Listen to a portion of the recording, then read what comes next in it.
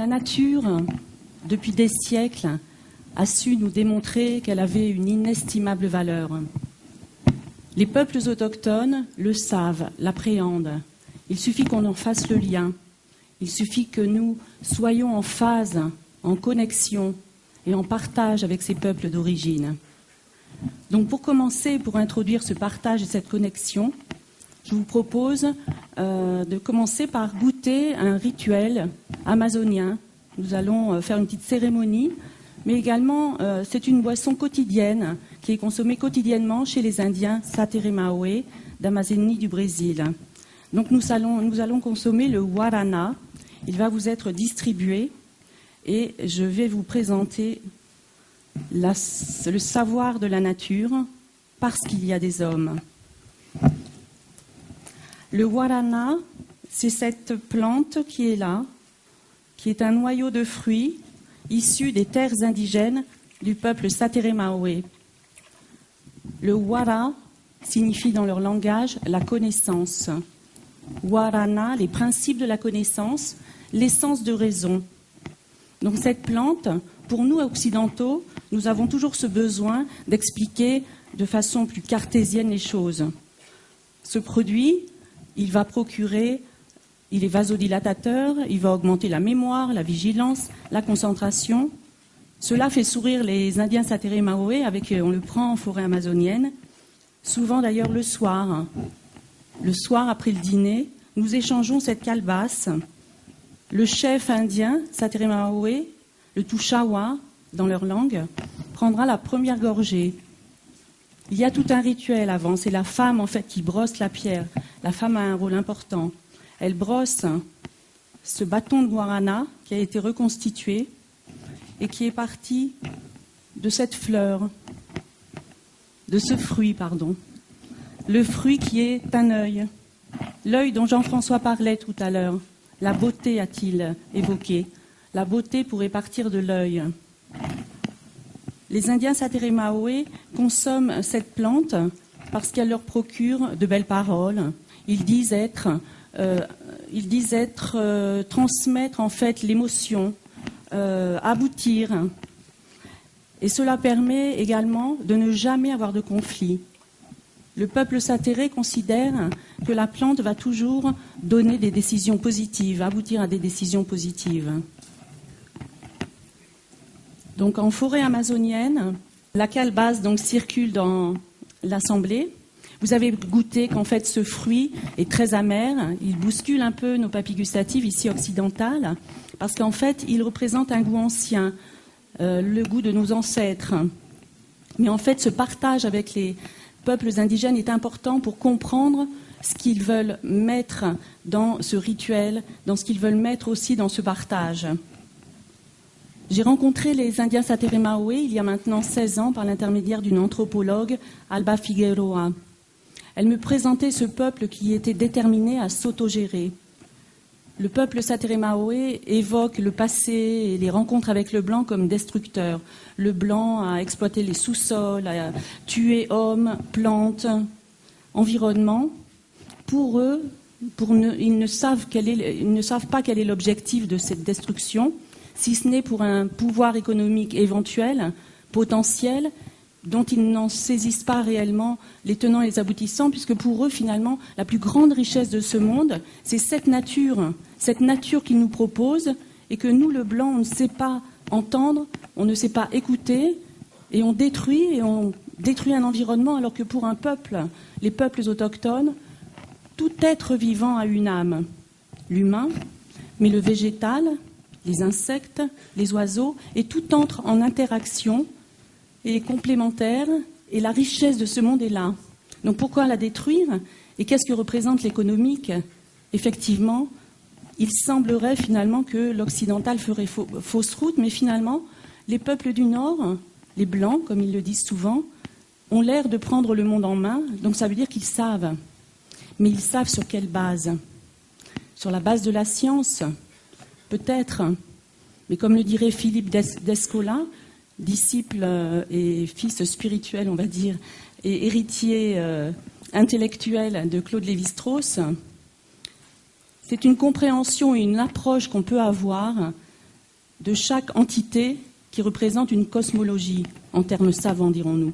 Qu'est-ce que la cosmologie, au fond? Il s'agit d'un ensemble à la fois des objets, des humains et du monde du vivant, du végétal, etc.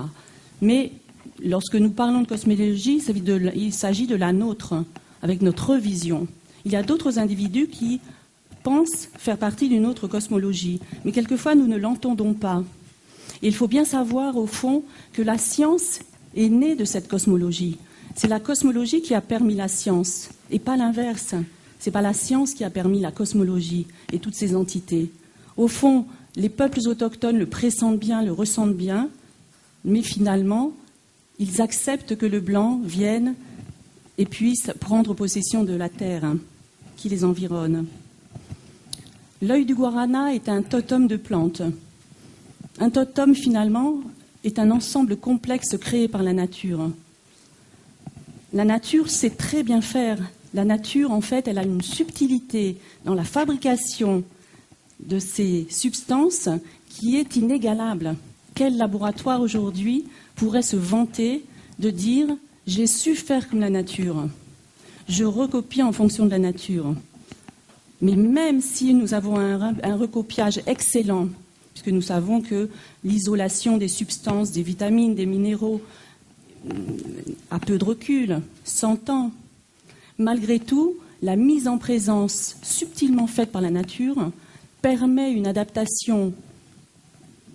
Lorsque l'on consomme le produit, un totem de plantes, une adaptation en consommation ou sur la peau, bien plus importante, on appelle ça la biodisponibilité d'une substance dans le corps humain. L'humain faisant partie entière de la nature, il est né de cette nature. Donc le cortège vitaminique et minéral créé dans ce totem de plantes est essentiel et doit faire partie de l'écoute et de la recherche que la science devra faire pour progresser.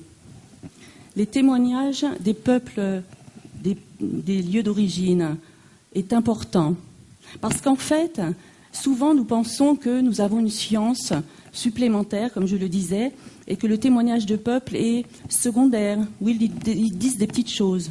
Pourtant, c'est important. Je m'aperçois en 16 ans, ça fait 16 ans que je visite les Indiens Sateremaoé, que je suis accueillie. Maintenant, c'est comme une famille, c'est une relation qui va bien au-delà d'une relation commerciale.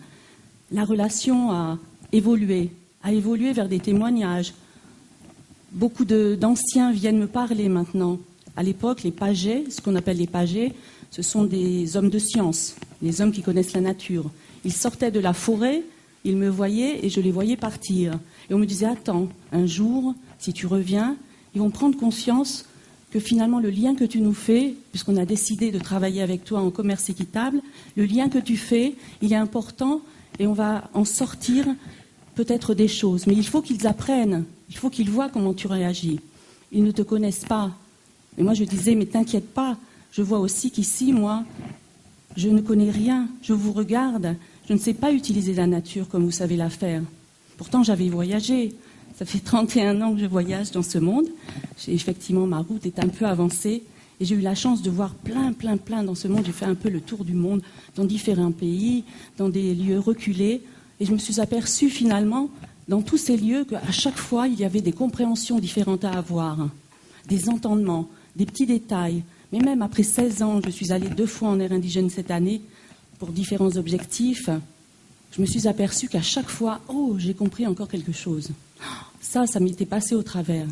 Quand le Touchawa parle et qu'on baisse les yeux, on ne doit pas le regarder parce qu'autrement on le défie. Et ça, finalement, c'est quelque chose qui est entré au fur et à mesure dans notre entendement, dans mon entendement. Je pensais, finalement, lorsqu'il ne disait rien, que c'est parce que, finalement, mon attitude convenait. Mais non, en fait, un Indien, les peuples autochtones savent très bien que c'est nous qui décidons soi-disant le blanc. Ils n'oseraient pas. Et il s'est passé la même chose pour le guarana. Finalement, communément, vous connaissez tous du guarana. Enfin, tous, peut-être pas encore. C'est vrai qu'il y a 25 ans, ce guarana je l'ai présenté aux autorités et je n'avais pas fait attention que ce guarana possédait cet alphabet GUA, etc. Puis quand je suis arrivée chez les Sateremawe, ils disaient le guarana, principe de connaissance dans leur langue. Et finalement, c'est les Portugais qui ont décidé de dénommer, ils n'ont pas de W dans leur alphabet, donc ils ont décidé de le dénommer guarana.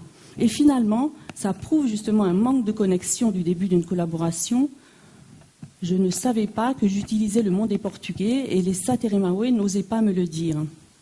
Voilà le genre de témoignage qui, dans le temps, peut être reçu des Sateremawe. Les Sateremawe s'épanchent plus, me racontent plus d'histoires et ils me racontent leur histoire avec des choses extrêmement importantes. J'ai aussi assisté l'année dernière dans le cadre du salon Terra Madre à Slow Food. Vous avez dû entendre parler de ce mouvement mondial, Slow Food. Nous sommes 100 000 membres dans le monde. Il y a 7 000 produits qui déferlent sur les marchés du Sud, mais pas du Nord. Ils n'ont pas accès au marché du Nord. Quand je dis qu'ils déferlent, eux, ils ont l'impression, parce qu'ils en vendent à côté, dans leur pays, dans leur communauté, qu'ils arrivent à faire valoir leurs produits des valeurs d'origine. Mais finalement, le monde occidental ne connaît pas ces substances. Il n'y a pas accès. Donc, ce salon Slow Food, Terra Madre, avait pour thème l'année dernière les langues indigènes. Il y avait un atelier qui s'appelait les greniers de la mémoire. Et là, le mouvement Slow Food considérait qu'il était très très important maintenant d'enregistrer tous les savoirs des anciens. Parce que les peuples autochtones, souvent, transmettent leur culture oralement uniquement. Il n'y a pas d'écrit. Donc tout ce savoir, avec ce monde qui bouge, ces catastrophes naturelles, ces anciens qui partent, il va partir. On va le laisser partir. Donc il était important pour le mouvement Slow Food d'enregistrer tout ce savoir. Et l'année prochaine, en 2012, tous ces enregistrements deviendront publics. Quelle richesse nous allons retrouver là. Donc en fait, il faut aussi s'engager. Le partage, mais l'engagement. L'engagement, ça veut dire contractualiser. On ne peut pas dire je travaille en commerce équitable, je fais du développement durable, sans signer des contrats, sans s'engager. C'est une durabilité. C'est trop fragile sinon. Si finalement on a envie de mettre un produit sur le marché et que ce produit après n'est plus à la mode, ça passe. En ce moment il y a de l'açaï ou des produits maca, etc. qui sont médiatisés, ça part dans le grand public, etc. Si nous ne nous engageons pas, malheureusement, on ne pourra plus parler de commerce équitable et de développement durable. Obadias Batista Garcia est le chef indien qui a mis au point ce projet en fin des années 80 et qui est un monsieur, comme toute sa communauté qu'il a su regrouper, déterminé pour s'autogérer. Ils ont décidé, après l'exploitation justement du blanc qui les avait bafoués, ils ont décidé de s'autogérer et d'exporter avec le blanc. Alors c'est vrai qu'actuellement, le bon guarana issu des terres d'origine n'est pas distribué à l'intérieur du pays. Il est uniquement exporté. Les enjeux sont importants. Ambev, American Beverage, qui contient beaucoup de grandes marques, que je ne citerai pas, de la multinationale de la boisson, est là à 500 km de ces lieux. Intouchés. 500 km où ils ont installé un laboratoire. Ils organisent des cultures intensives. Ils sont en train d'essayer de séduire les Sateremawe en leur disant « Venez, je vais vous donner, vous aurez des revenus bien plus importants. On va faire des cultures intensives parce que demain, il y a des boissons énergisantes qui vont déferler sur les marchés mondiaux et vous aurez un revenu, un retour des avantages. » C'est pas ça le commerce équitable. C'est vrai que beaucoup entendent le commerce équitable comme de l'économique. Il ne faut pas que l'économique cache l'environnemental. L'environnemental est essentiel, il est la base du commerce équitable. Alors c'est vrai qu'à la plateforme française du commerce équitable, nous sommes 42, dont des gens comme Max Avelar n'avaient pas automatiquement introduit ces notions environnementales, mais ils le font maintenant. Nous progressons, nous convergeons. Donc à 500 km de là, dans 2 ans, 700 tonnes de guarana, monoculture, en OGM, et le peuple Sateremawe résiste. Ils ne veulent pas se laisser séduire. Ils se disent, non, nous on veut du durable. Le monde des Blancs, de ce genre de situation, de ce genre d'initiative, a été trop destructeur, donc nous tenons. Il y a aussi un autre exemple assez édifiant au Sri Lanka. Nous travaillons également au Sri Lanka. En 1850, quand les Anglais sont arrivés, il y avait 60% de forêts tropicales de ce type, des montagnes. Quand je vais au Sri Lanka et que je vais en Amazonie, des fois je retrouve des mêmes écosystèmes. C'est agréable, c'est intéressant. Mais on sait qu'il y a des indicateurs complètement différents. Ah, c'est pas le même papillon. Ah, c'est un autre insecte. Ah, c'est un autre animal. Et l'humain, il est différent là aussi. Mais par contre, ça ressemble. Pour nous, le blanc, là, moi, je trouve qu'on est des fois ignares quand on va au fin fond de ces grandes végétations et natures. C'est pour ça qu'on a du boulot. Je crois que tous les chômeurs du monde, ils peuvent s'y atteler, on a du boulot. Donc les enjeux là-bas, 1850, les Anglais, ils arrivent, ils adorent le thé. 60% de forêt tropicale. En 1948, ils partent. 2% de forêt tropicale. Parce qu'ils adorent le thé. Par contre, on dit tous, le thé, c'est lent, il est excellent, etc. Donc moi, maintenant, quand je voyage au Sri Lanka, que les gens disent « Oh, le touriste, il dit c'est beau, ça, c'est terre à thé, etc. » L'érosion est venue. C'est des monocultures. Maintenant, finalement, il y a vraiment une catastrophe écologique. On n'en parle pas de cette catastrophe écologique. Comme disait aussi un prédécesseur, c'était intéressant. On parle effectivement de toutes les catastrophes, là, du moment. Mais il y a des catastrophes historiques dont on ne parle pas. Donc les enjeux sont importants.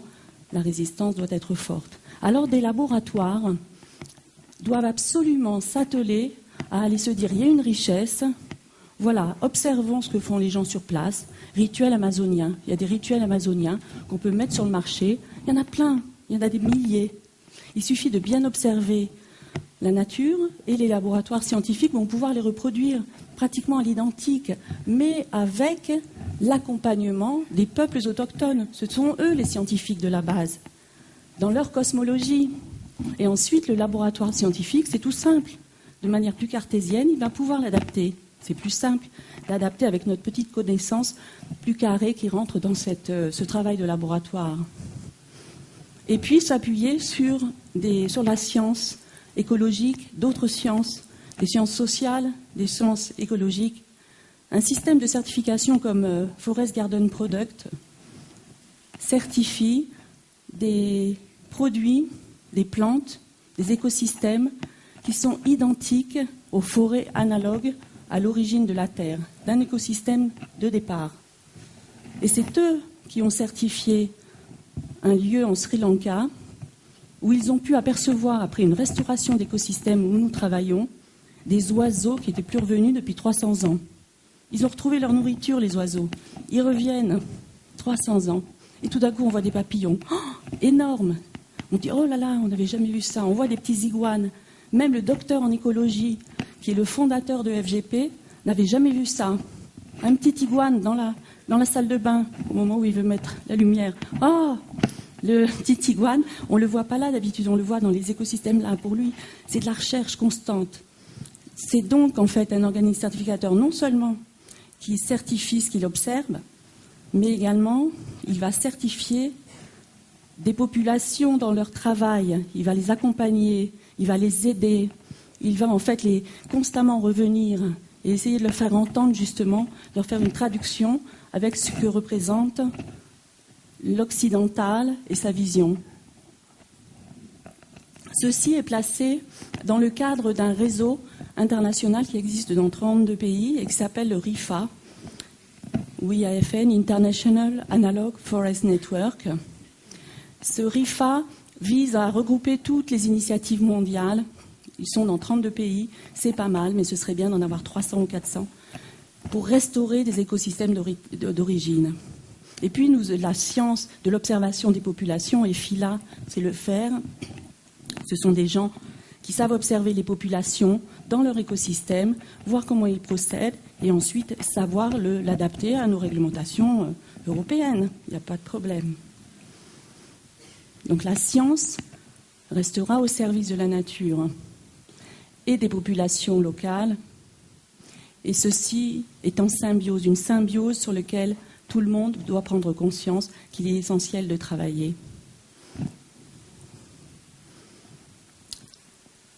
L'éthique, ce n'est pas seulement nous qui nous regardons et qui nous satisfaisons, etc.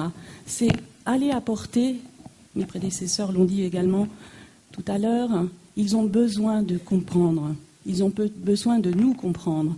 Parce que nos marketing, etc., quelquefois, sont très compliqués. Ils ne comprennent pas pourquoi on est très compliqué, finalement. Ils ont envie de présenter une entité globale. Donc l'important aussi, c'est de rapporter ce qu'on fait, qu'il y a l'ingrédient dedans, pourquoi essayer d'expliquer pourquoi nous avons voulu que ce soit comme ça, dans des petits tubes. Le guarana, on le veut dans des petits tubes. On voudrait en fait que ce soit un petit shot, parce que finalement l'occidental, il a besoin de ça. Donc ils ont besoin de nous comprendre. Il faut dans les discours une authenticité, effectivement, que nous devons déployer absolument. Ici ou là-bas, il y a ce qu'on appelle la contextualisation. C'est-à-dire qu'on a beau avoir l'impression, une langue, c'est une traduction directe, du français au portugais par exemple. Là, les Satere Maoé, ils parlent Satere Maoé. Mais ils ne parlent pas seulement Satere Maoé, ils parlent aussi une contextualisation. Donc il y a 4 traductions quand il y a 2 langues. Donc finalement, ça c'est aussi des prises de conscience qu'on doit avoir. On ne peut pas en fait faire des discours, dire tiens, il va y avoir un traducteur simultané. Bon là, si, c'est parfait, on se ressemble plus ici. Mais là-bas, non, il y a 4 niveaux de traduction et de barrières en fait. Il y a des douanes à passer. Donc en conclusion, apprenons la nature, lisons-la. Il y a du boulot, comme je disais, travaillons avec la nature, mais avec les peuples autochtones qui la peuplent. C'est eux qui ont le savoir. C'est eux qui ont un savoir gigantesque. Ils ne savent pas nous le traduire. À nous, puisqu'on a des moyens, Jean-François l'a déployé, c'est superbe.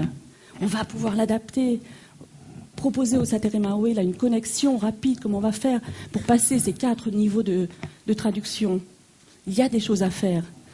Tous les chercheurs du monde, à tous les niveaux, de la communication, de la parfumerie, etc., pourront s'y mettre. On peut s'y atteler, il y a du boulot.